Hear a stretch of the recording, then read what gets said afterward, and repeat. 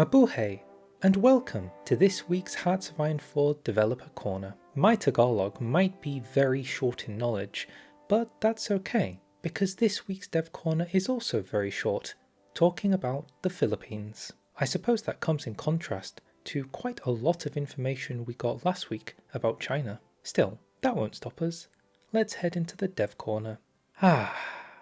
Yogi, bear in mind that everything you see here is work in progress and subject to change or even removal. And I personally have to agree. From what I've seen, this does feel quite work in progress. Maybe more of the art is in place, but ultimately I'll be interested to see what does change by the end.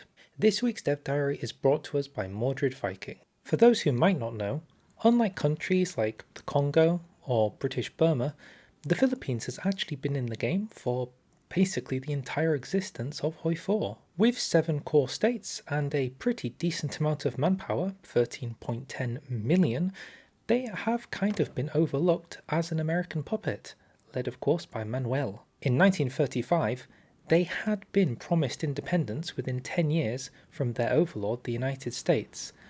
But in December of 41, the Japanese over here decided to do, well, a Pearl Harbor over here, which was unfortunate, followed jointly by an invasion of the Philippines themselves. Considering that the World War II continued until 1945, the whole independence thing was delayed, but by 46 they did eventually get their independence.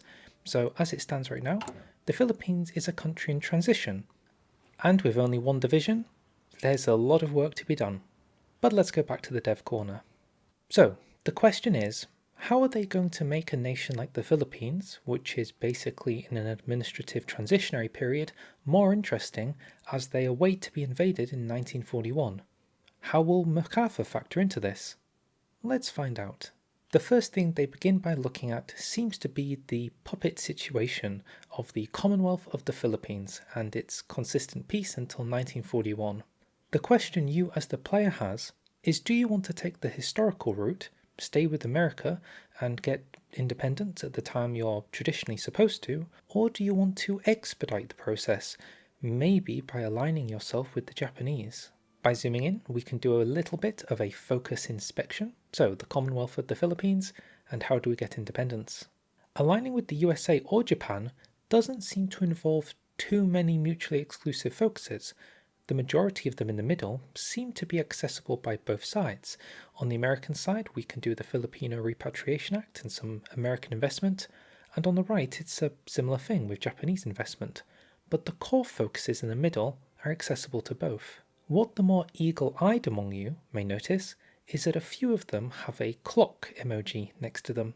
This is because if you're going with the Japanese, you can use the leverage with the Japanese, with the peso here, to make the focuses go faster, maybe taking them from 70 days to 35 days, so that you can move down the focus tree even faster. Then, more decisions ahoy. Again, they don't seem to be mutually exclusive with which political faction you choose, but this is to do with the landowners and their massive amounts of production in the agriculture business.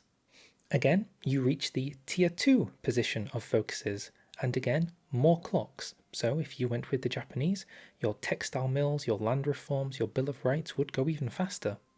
And finally, coming in at tier 3, do you want open borders with a nice Tory logo going on here, or a Nationality Act looking very American, which can lead you to some final focuses before the Treaty of Manila at the bottom. The Treaty of Manila being your core industrial, economic country coming into its own, independence, raw industry, unshackled. Looking at some of the focuses more directly, it can be difficult to decide what some of them are going to do, but I would imagine mostly giving you factories, giving you manpower. This is probably a research slot here. Ultimately, maybe some of the more interesting stuff can be found at the bottom. For example, what does it mean to encourage Chinese immigration versus break Chinese monopoly? And why would working with the Japanese make Chinese immigration go faster? Are the Japanese going to be moving people out of China into the Philippines? Alternatively, if you go down the Nationality Act, is this going to be a 5th research slot, only accessible to the more American-aligned countries? Hard to say.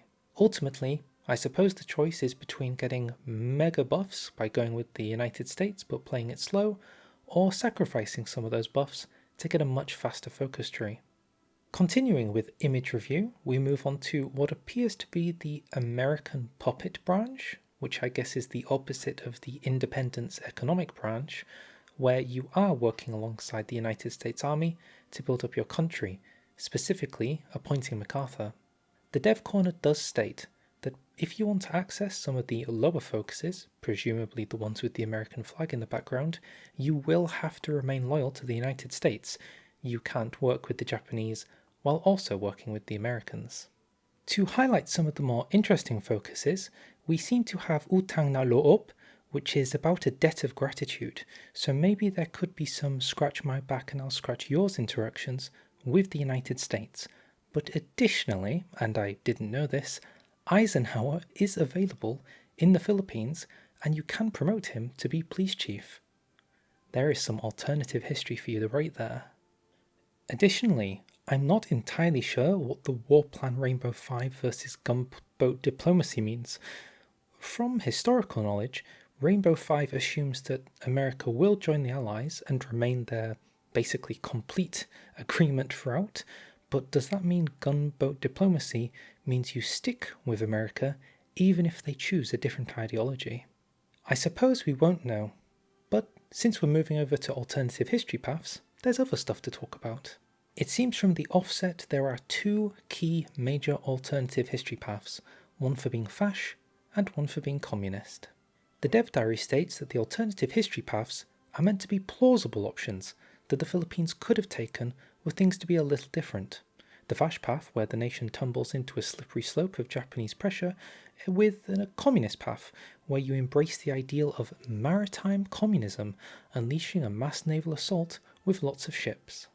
Okay, let's do some focus review. So we're trying to build the Sacdalistas, which seems to be some kind of accusers party. There is a historical basis for this party existing, but they are the accusers in a more translatey sense.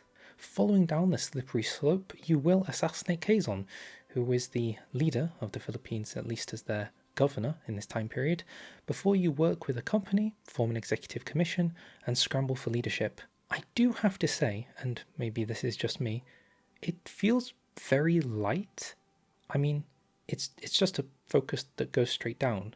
When you compare it to the political tree we saw earlier for historical, there was like a middle branch with 10 focuses at tier 1, and then tier 2 had 10, and then tier 3 had 5 or something, and in this one there's just straight down.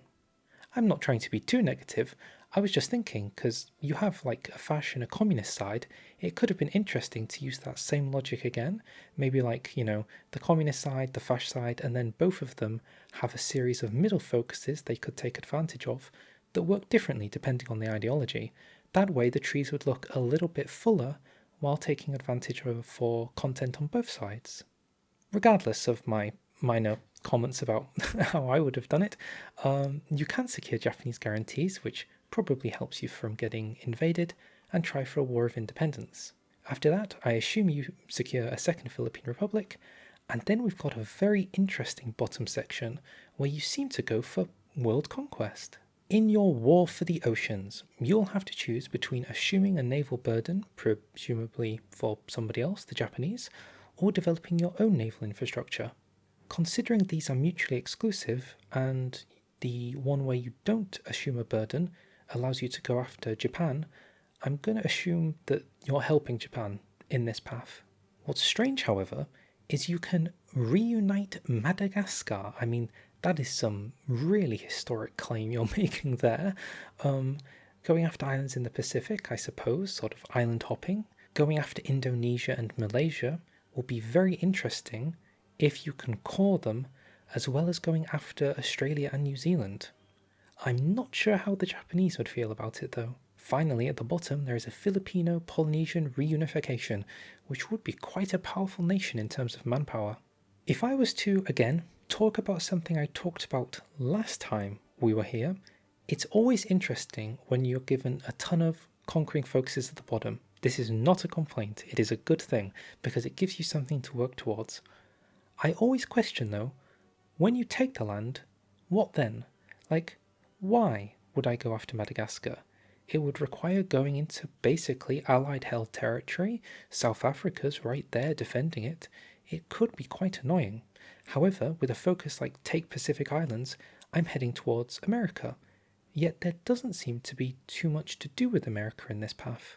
If I was to change a few things, I suppose I'd like to add a couple of focuses underneath each separate section, maybe exploring what you could do with the territory, maybe unlock through decisions, as well as working through the Filipino-Polynesian reunification towards getting some kind of symbolic revenge on America alongside the Japanese for the whole colonization, ownership, Spanish possession thing.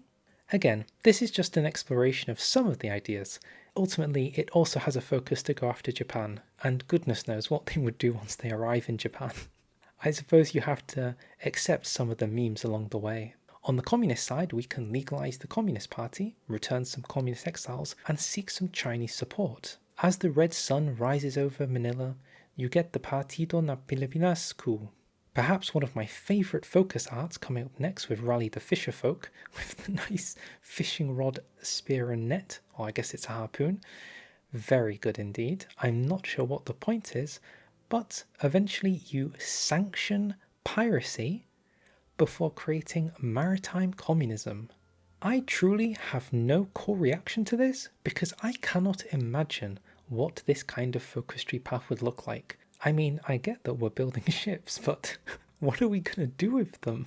It almost feels like there should have been, if we're going for maritime communism, specifically communism, wouldn't I want to work alongside the Soviet Chinese and then go for the war for the oceans? So if China holds the mainland, the Philippines controls the sea, and then both sides would use this focus tree branch? Maybe I'm missing something. It does feel like this branch, on the right, the communist branch, would have reason to go after Japan, maybe go after the Allies with the Comintern if things turn from Cold War to hot. Strange. Sorry, maybe I was being too theoretical or thinking about things.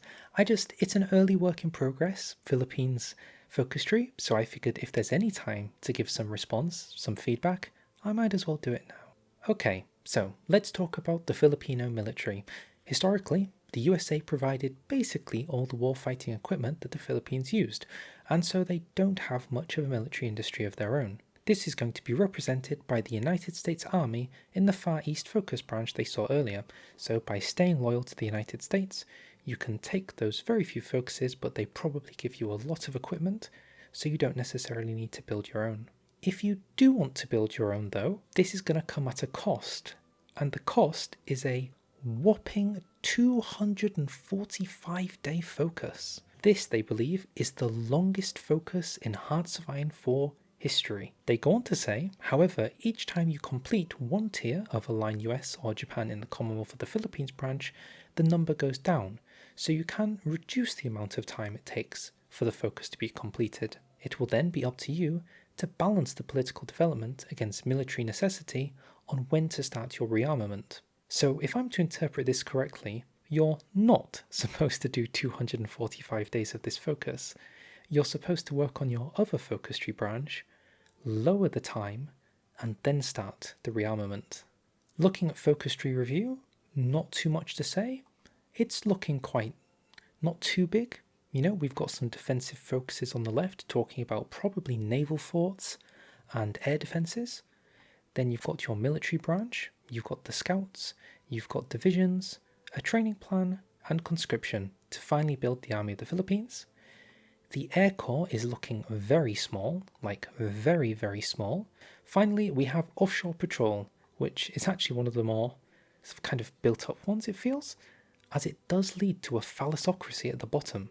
So there is a key goal about building a navy as the Philippines. I do have to say though, and maybe you disagree, is it just me or are special projects missing? There's nothing here that explicitly mentions special projects. I hope it's not the case that post-Gotterdammerung, special projects will become more and more forgotten about, because, I don't know, I feel like if there was any opportunity for focusing on naval special projects, it would be a country like the Philippines that maybe has to come up with some unique solutions to try and gain the advantage in the naval battle.